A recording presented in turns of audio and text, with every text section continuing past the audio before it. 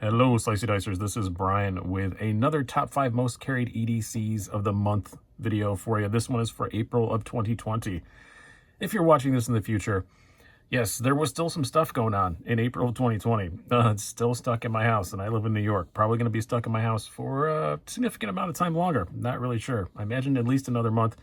If you guys go back and watch my March one, that was the first month I was stuck in my house, and yeah, things got a bit crazy. I started carrying some really big, crazy stuff because I still wear jeans every day, or some like canvas hiking pants I have. I wear something like that. I'm not a guy who likes pajama pants or sweatpants or basketball shorts. I like my stuff in my pockets, so I still carry, as you can see, a full-size knife every day.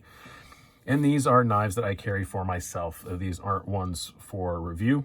A couple of them did get reviewed this month, but that's not why they made the list. One of them is not going to get reviewed because I've already done it. I had one, got rid of it, got another one.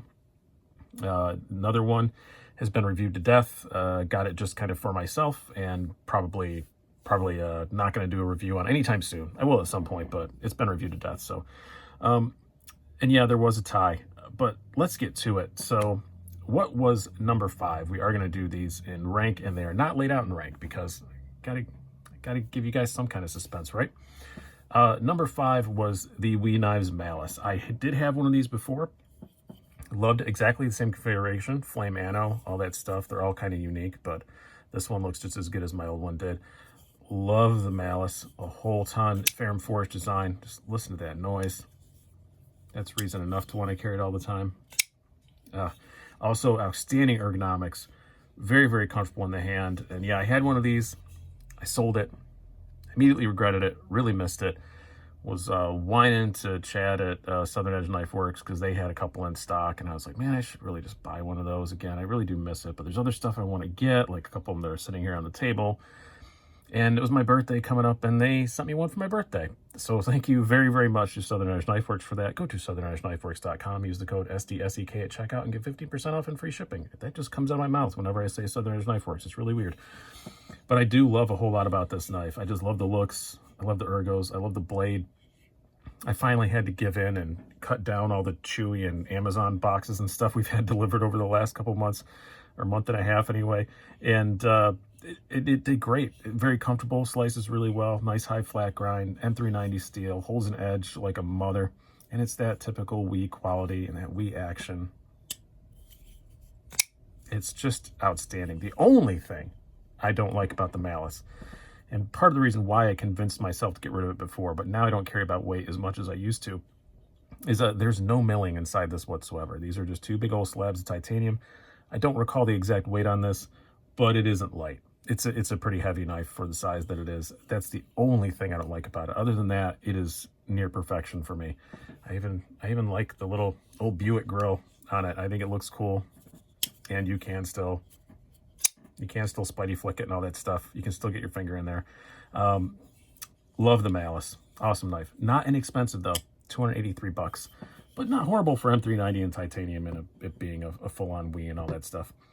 Not too bad. Next would be the tie for 4th. That would be the Microtech UCX85 and the ProTech Newport. Oddly, automatics came out the same. The UCX85 I purchased. Someone sent it for a loaner. Middle of last month, I convinced him to let me buy it from him, and at a good, reasonable price, very reasonable price. They only go for about $250. They're not too bad. This is the red with the standard, drop point blade and the DLC. Didn't think I would like the DLC. Almost didn't take him up on the offer to try and hunt down one myself, but I really liked this red, and the combo of them together just looks so good. And I've been using it, and it's not bad. I don't think I have any scuffs on it. There's some schmutz on there from like packaging tape and stuff, but other than that, no, it's holding up, not scratched up a bit. I'm really, really liking this, and you get to do this with it. Again, in retail, they're not horrible, $250. Everybody thinks Microtechs are really expensive. They aren't. It's just they're a bit hard to get because they come in small batches, and you kind of got to snatch up the one you want when you see it, or even if it's just close to the one you want, it's probably a good idea to get it. But I do love this thing a whole lot. That spring is still pretty stiff. That's the only thing I don't like about it, but it is loosening up. There's definitely been some loosening over the last 6 weeks I've been using it, and I imagine it will get much better as time goes on. I am considering getting rid of the glass breaker. I did see that there is a company that on the interwebs, I can't remember the name of it, it's Switchblade Parts or something like that. Somebody can post down below, that does make replacements to get rid of the glass breaker. I'm just not a glass breaker guy, and I've had enough AMTs and LEOs and stuff that I know tell me that they're kind of dumb. It's pretty likely you might just cut your hand unless it's a giant, huge knife, and it's better just to use a proper glass breaker. So I'm just not a glass breaker guy.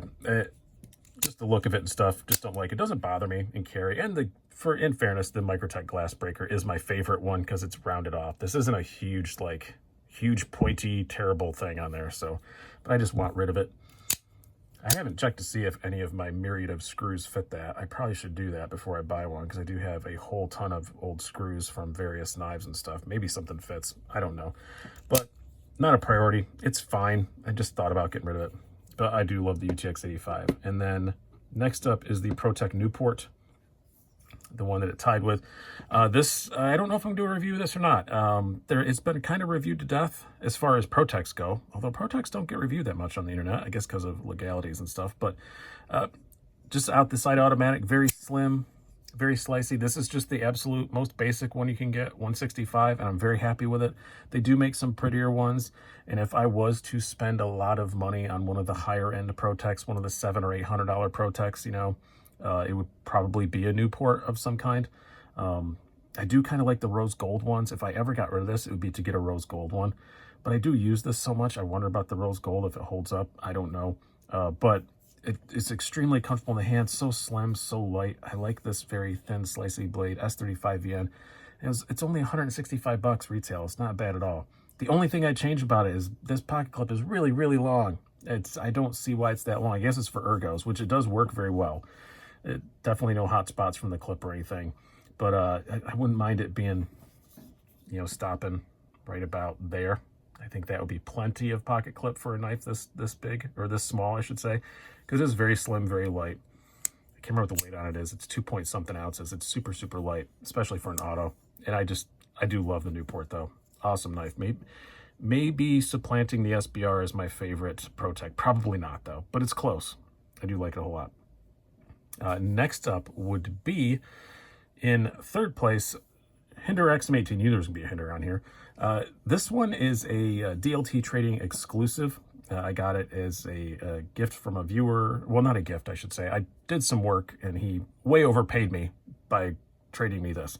I'm going to call it a gift because he way overpaid me. But this is a DLT Trading exclusive Fullered Spear. And why this is the Hinderer that I carry the most this month is because I can Spidey flick it, and it's fun. And this is like a fidgety Hinderer. The XM18 is not my favorite Hinderer. This is a standard thickness XM18. That is not my favorite XM18. I like the skinnies better. And I like the Jurassic better than both of them. But it's just, I can Spidey flick this one. And I like it, and I love the working finish, both on the blade and on everything else. It's just gorgeous. This is not the scale that it came with. It came with a black scale, but this is a combination that you could have gotten if you were very, very quick when DLT first put them up. I already had this blue-black scale, so this is a genuine Hinderer scale, but I wouldn't really call this a modified knife exactly. I just swapped out a scale that I had laying around because I do believe you could order this in this configuration. It's not the only one I've seen, but I do love this one because of that Fullered Spear. It's not my favorite grind. I like the slicer grind better, but as I'm failing it now, but you can't do that with it. So I like that a whole lot. And you can slow roll it and stuff. Yeah, you gotta use 2 fingers to get it going, but you can slow roll it. I just love it. I just love having that fuller there. It's fun for me. A fidgety Hinderer. Okay, now in second place would be the Chris Reeve Sebenza. It's really nice. This is a Sebenza 31. It's really nice having a Sebenza back around, and you can spot it's 31 because no hole. And they changed the angle of this pocket clip. I know there's other changes as well. It has the ceramic ball interface and all that, but You can do that so much easier than on my old Sebenza 21. I was always consciously trying to make sure I didn't have my fingers on the pocket clip, because that would in turn, you know, push on the lock bar. But I like this one. It's breaking in really well. I have taken it apart and put my own little grease on it and stuff. Man, I moved my camera mount and it is not working for me. That's going to get changed. But this Sebenza is just a great knife, just a very useful knife. I know they're expensive. They're $450. Oh, by the way, the XM18 also expensive, like $425. I don't think I mentioned that. They are very expensive, but they're meant to be beat on. And if you mess it up, not expensive at all to send it back to Chris Reeve and have them restore it to new. They'll redo the finish and everything. This one, the finish seems to be holding up. I remember my 21, within a couple weeks, I had some snail trails on it. I think I only have one little one on there now. Just the one little one there. I haven't really like inspected it because I don't really care if it gets them or not, but it seems to be holding up a little bit better. Huh, I hadn't noticed that till just now, honestly. I did take the lanyard off, of course, because I hate lanyards. The lanyard, little lanyard pin 2B thing did rattle around a little bit. I just put a little bit of Loctite in there. Been carrying it all month, and it doesn't rattle, so it's fine. That's what I'd recommend doing. Little blue Loctite, it won't rattle around. Or just drop it out if you don't want it. I still like having that little blue pop there to match the thumb studs. The thumb studs are wearing off already. Expected them to. That's a Chris Reeve thing. The coating on them, the thumb stud, I should say, not plural, does wear off. You can see it's already coming off. But love this Sebenza 31. Really nice knife. But it could not quite surpass the Quiet Carry Waypoint. This has been my #1 carried by far. I don't think it's ever gone back in its case since I got it. It's just been laying around within arm's reach. Awesome action, Van X steel, titanium, $295. I'm not sure if these are still available at the time I'm putting this up. I know that they have been releasing them like piecemeal. So even if they're out of stock right now, it doesn't mean they won't be back in a few days. LC200 liner lock, just so many cool things to like about this. I love the wire pocket clip. It's nice and thin and slim and easy to carry. It slices like a mofo. And it's another knife I just don't worry about. The Sebenza in this, that's probably why they're the most carried. I think that's been a theme through my last few monthly updates, is that the ones I carry the most are the ones I don't worry about. It doesn't even matter the price of them. It's just, this is kind of meant to get beat up. Oh, there's a couple more snail trails on there. Oh, these are going to show up. I did see a couple more. Oh, well, I don't really care. But anyway, I just noticed that I got distracted. Shiny. But this is the Stonewash one with the satin blade. You can get a full Stonewash. There's a DLC one. There's a bead blast handle. But I like this configuration the best. I just love the look of that. The Stonewash and that tie is so cool. And it's just a great knife. Again, you just don't ever have to worry about it. Screw the price. Unless you lose it, I mean, it can take it. It can take the abuse, so I don't really worry about it. And it did get rinsed out in the sink once because, you know, I put it through a torture test, if you saw my comparison video to the Spidey Chef, because they're both, you know, and the Spidey Chef I love as well. They're for the same reasons. They're both knives that are meant to be completely corrosion resistant. I soaked them in salt water for a few hours and let them air dry, which is like the worst thing you can do for a knife. And both of them, not a mark, not a thing. So yeah, I did cut up some food with this and then just rinsed it out in the sink, and that's it. And I took it apart when I first got it, and took it apart after the little torture test to make sure it was okay. And other than that, it's been rinsed out in the sink like twice and not taken apart again, and it's still working fine. I love this knife. This is one of my favorites I've reviewed in a long time. I thought I'd like it, but I didn't think I'd like it this much. This is probably going to be near the top of my most carried for quite some time. All right, that is it. That is my top 5 plus one for April of 2020. I hope you guys have enjoyed this. I've been Brian. Have a good one.